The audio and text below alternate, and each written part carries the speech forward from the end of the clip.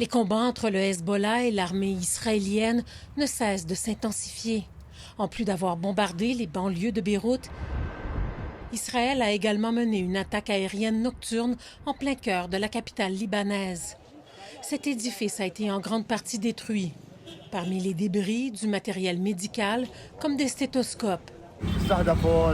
Ils ont attaqué le centre islamique de santé, dénonce cet homme. Ils s'en prennent aux civils et à ceux qui soignent les blessés. Israël soutient de son côté avoir visé le QG du renseignement du Hezbollah. En guise de représailles, des roquettes ont été tirées en direction d'Israël et le Hezbollah affirme avoir repoussé des incursions israéliennes près de la frontière entre les deux pays. Devant cette escalade des tensions, les Libanais sont partagés entre crainte et résignation. Ma vie a été marquée par les guerres, dit cette femme. Quand j'étais enfant, quand j'étais enceinte, quand j'ai élevé mes enfants à mon tour, j'ai passé ma vie à fuir la guerre. Malheureusement, nous sommes habitués aux guerres, confirme cette femme. Que pouvons-nous y faire?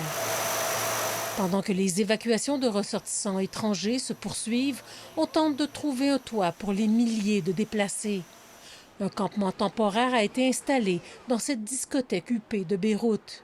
Près de 350 personnes qui ont fui le sud du Liban ont trouvé refuge dans cette salle souterraine.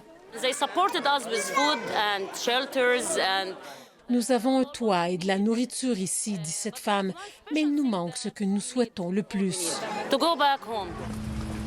Mais alors qu'Israël élargit ses appels aux évacuations dans le sud du Liban, cette perspective semble de moins en moins probable. Ici Lise Villeneuve, Radio-Canada, Montréal.